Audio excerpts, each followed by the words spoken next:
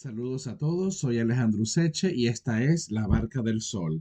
En nuestra sección de astrología teórica quisiera en esta oportunidad conversar sobre un tema que eh, suele generar bastante confusión, ha generado muchos malentendidos, que es este criterio que podríamos calificar de erróneo de asimilar los signos zodiacales con las casas astrológicas. Es decir, este criterio que parece plantear una suerte de equivalencia entre los signos zodiacales y las casas astrológicas, al punto tal de que desde esta perspectiva pareciera prácticamente imposible o muy difícil separar casas y signos. Pareciera como que semánticamente se fusionan las casas con los signos. Em, pero en realidad esto no parece ser fiel al pensamiento astrológico, porque las casas astrológicas y los signos zodiacales son dos seriaciones simbólicas independientes. Pueden, por supuesto, dialogar y establecer relaciones, pero son en sí mismas autónomas. ¿Ok? Si vemos en el gráfico que tenemos en pantalla, que es la carta, una carta específica de una persona cuyos datos no revelaremos para no comprometer su identidad, lo estamos usando solo a modo de ejemplificación. Vemos que en el anillo exterior se despliegan los 12 signos zodiacales y en el anillo interior se despliegan las 12 casas astrológicas. Eh, entonces, se están, digamos, en términos de representación gráfica, están superpuestos. Y cada casa astrológica está ah, en un signo zodiacal, es decir, el inicio de cada casa astrológica está en un signo zodiacal, lo que se conoce como cúspide o punta de la casa. Por ejemplo, aquí vemos identificadas las casas astrológicas por números romanos, casa uno, casa 2, casa 3, casa 4 y así sucesivamente hasta llegar a la casa 12. La casa uno tiene un inicio. Este inicio se llama cúspide o punta. Recibe en el caso especial de la casa uno el nombre de ascendente. Entonces, esta cúspide de la casa uno, conocido también como ascendente, está en el signo de Sagitario. ¿Por qué? Porque intersecta a el signo de Sagitario a los 20 grados 23 minutos, como lo señala aquí el gráfico. Y así, pues, en la casa 2 tiene una cúspide, que la estoy marcando aquí en línea roja, el inicio de la casa 2 que está intersectando al signo de Capricornio. Y así sucesivamente, la casa 3 está en Acuario, la casa 4 en Piscis, la casa 5 en Aries, y así sucesivamente hasta que llego a la última, que es la casa 12 que en este caso en particular está en Escorpio. ¿No? Esto es en el gráfico ascensional, podemos hacer lo mismo con el gráfico eclíptico. Vamos a ver que cada cúspide está en un signo zodiacal. Entonces, sin embargo, este criterio al que estoy haciendo referencia, que se ha popularizado mucho, da a entender que toda casa uno funciona arianamente. O sea, funciona como el signo de Aries. Toda casa 2 funciona como el signo de Tauro. Toda casa 3 funciona como el signo de Géminis. Es decir, está respondiendo a lo que se conoce como el zodíaco en reposo. Ese zodíaco que comienza en Aries y termina en Piscis y que, digamos, es una especie de zodiaco prototípico. Un zodiaco donde la casa uno está en Aries, la casa 2 en Tauro, la casa 3 en Géminis, la casa 4 en Cáncer, la casa 5 en Leo y así sucesivamente hasta que la casa 12 está en Piscis. Eso es lo que estamos llamando zodiaco en reposo. Entonces, tomando en cuenta este modelo del zodiaco en reposo, se quiere entender que en una carta natal, toda casa uno se interpreta arianamente, toda casa 2 taurinamente, toda casa 3 eh, geminianamente, toda casa 4 cancerianamente, toda casa 5 leoninamente y así, qué sé yo, la casa 8 escorpianamente, etcétera, etcétera, etcétera. Entonces, aquí hay que tener cuidado porque ah, no es exactamente así. Eh, Hay que hacer una distinción entre la comprensión de que los signos zodiacales y las casas astrológicas son seriaciones simbólicas independientes.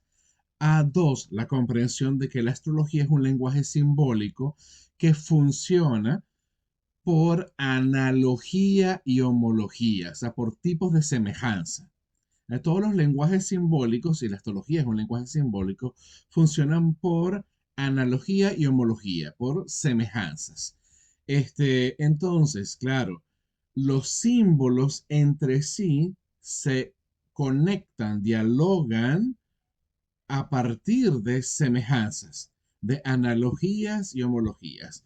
Todos los símbolos. O sea, por ejemplo, tú tomas un planeta, no sé, por ejemplo, Venus. A ver, esta persona tiene a Venus en Libra.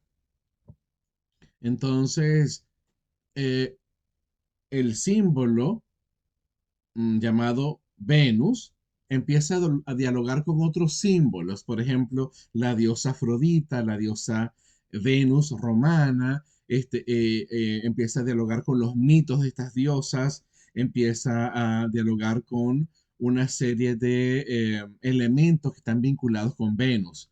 O sea, por ejemplo, determinados colores, determinada nota musical, determinadas piedras o gemas, determinados metales, ¿verdad? Hay todo un sistema de correspondencias donde hay semejanzas, es decir, la función de Venus en una carta astral se parece, tiene puntos de contacto, tiene factores en común con la diosa Afrodita Venus. Eh, Hay ciertos rasgos del planeta Venus en una carta natal o en la astrología que establecen ciertas semejanzas con los rasgos o las funciones de determinado metal, por ejemplo el cobre o determinadas gemas preciosas, que si, no sé, la turquesa, etcétera, ¿no? Este, um, Determinado mito establece un diálogo con este planeta. Pero una cosa es que dialoguen y establecen factores en común y otra cosa es que sean equivalentes.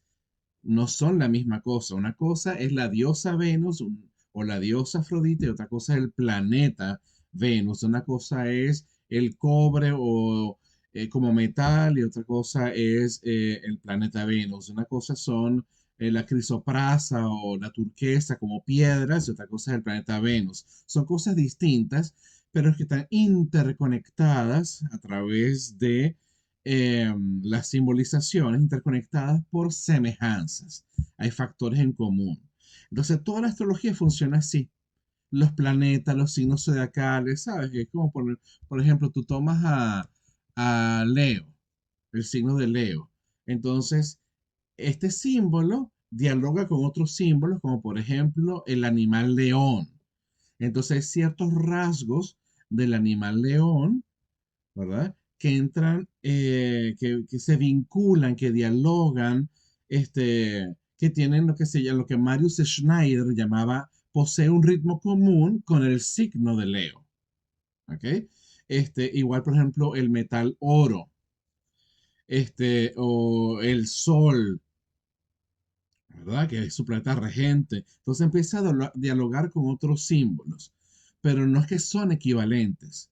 O sea, una cosa es el oro y otra cosa es Leo, una cosa es el sol y otra cosa es Leo, una cosa son los leones y otra cosa es Leo. Igual con las casas.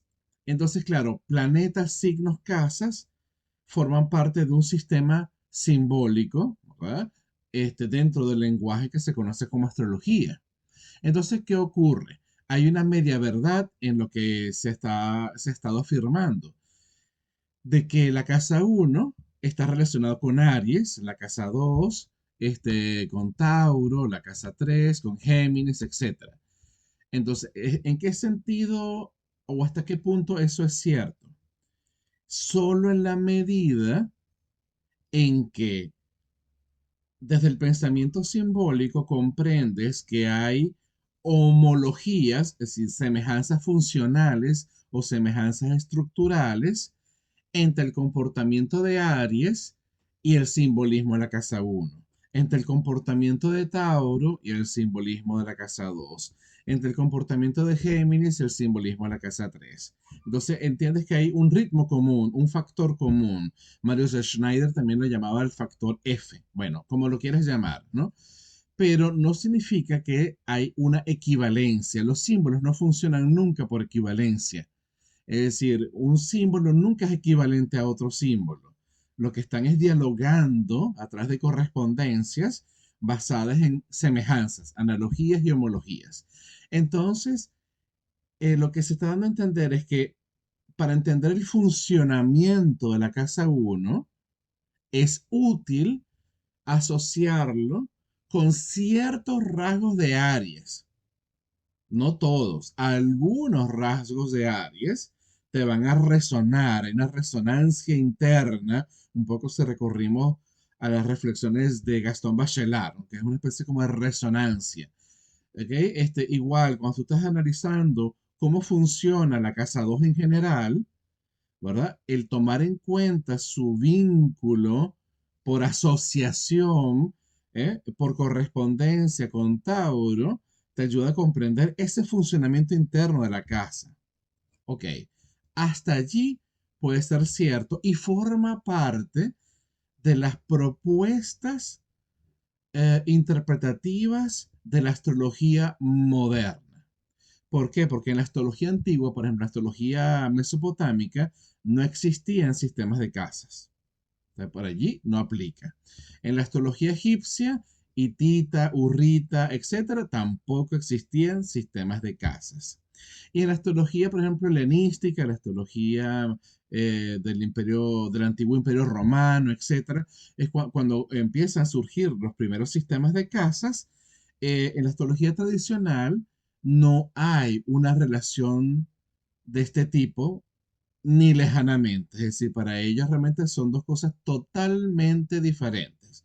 Una cosa son los signos zodiacales y otras cosas son las significaciones de cada casa astrológica. O sea, que eso no forma parte, vamos a decir, de la manera en que la astrología tradicional se ha aproximado a esos símbolos.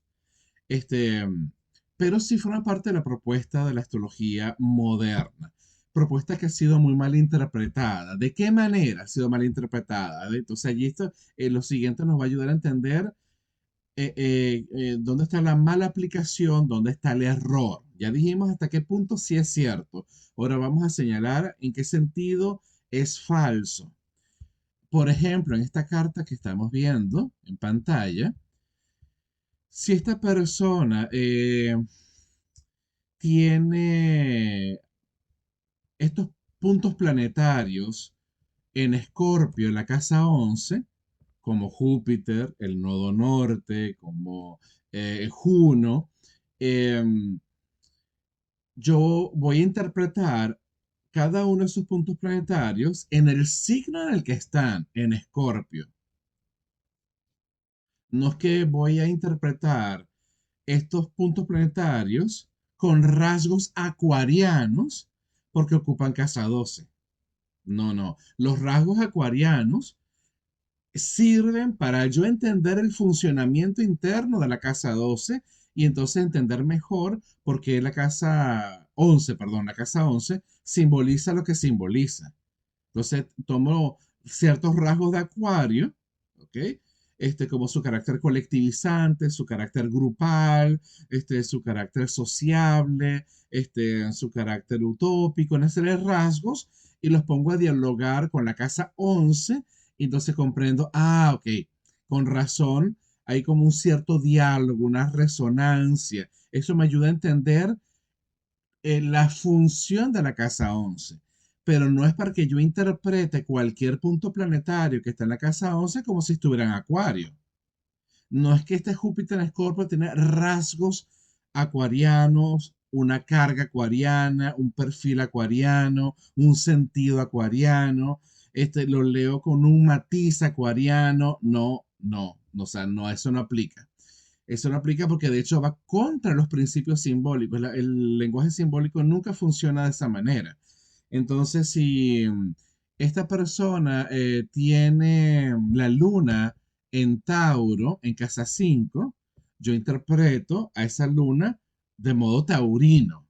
O sea, si estás interpretando Casa 5 desde el punto de vista de sus placeres, sus diversiones, sus romances o su actividad sexual, etcétera, esta luna nos va a hablar de esa búsqueda, por ejemplo, de estabilidad, de seguridad, nos puede hablar de su sensorialidad, de su sensualidad, de su carácter apasionado, de esta relación vinculante muy típico de la luna, combinado con rasgos de Tauro. O sea, empiezo a hacer mi trabajo de interpretación de luna en Tauro, sin rasgos leoninos. No es que porque ocupa casa 5 lo va a interpretar leoninamente, ¿sabes?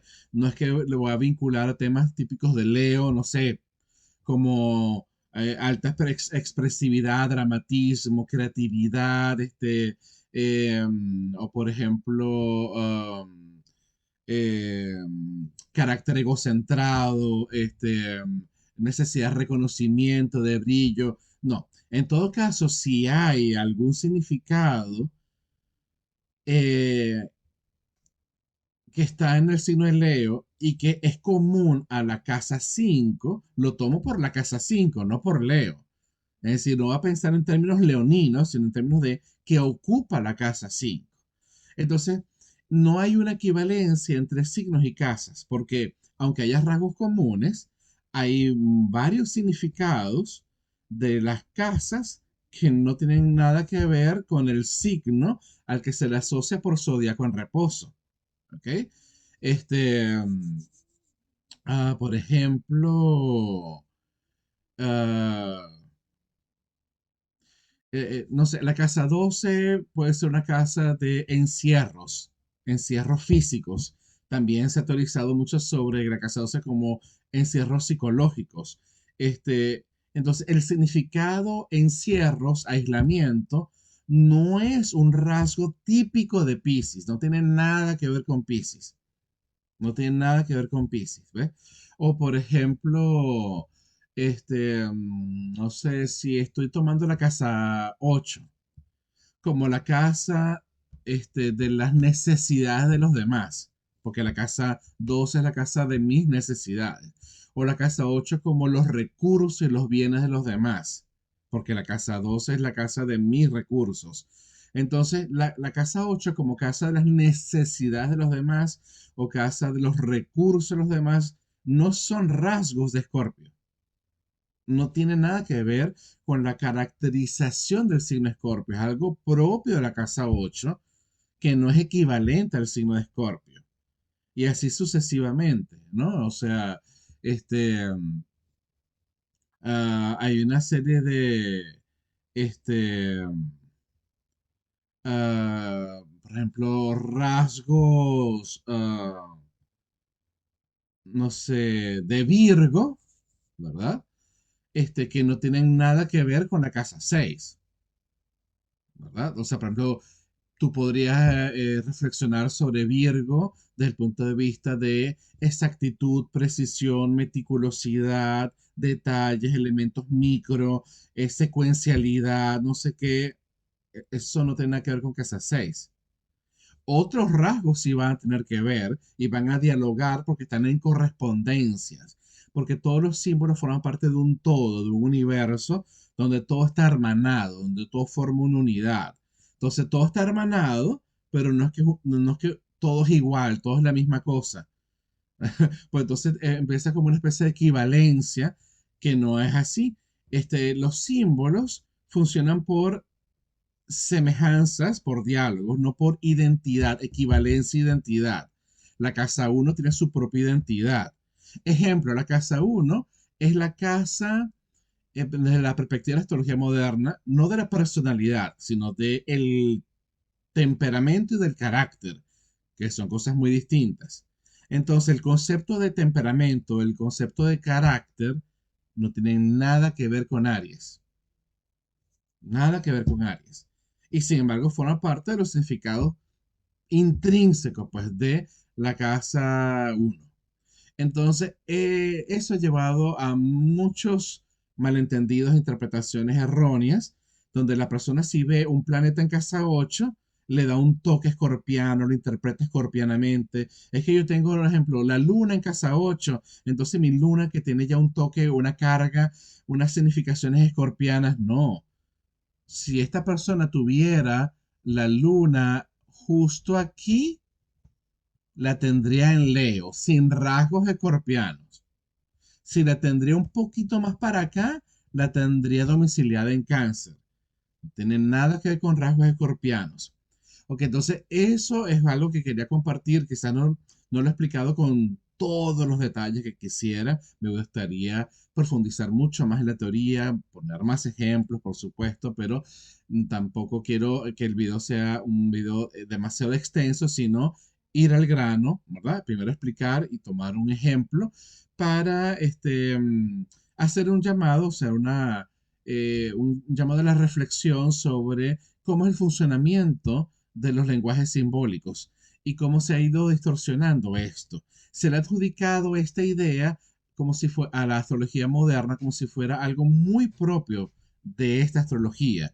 Y cuando tú revisas, por ejemplo, los textos de Dane Rudhyar, o los textos de Alexander Ruperti, o los textos del mismo Howard Sasportas, o de otros astrólogos de la astrología humanística, en ningún momento ellos han dicho que signos y casas astrológicas son equivalentes. Ellos, claro, profundizaron mucho en la astrología como lenguaje simbólico y entonces, claro, se apoyan en el tema de estos factores en común, esas semejanzas, esas analogías y homologías, y entonces trabajan en función de eso. Pero en realidad, en ningún punto de sus textos ellos están planteando esa equivalencia. Sin embargo, muchos seguidores o cultivadores de la astrología humanística, astrólogos posteriores y practicantes de astrología posteriores que siguen esa línea, han ido quizás malinterpretando estas propuestas, haciéndolas como si fueran equivalentes.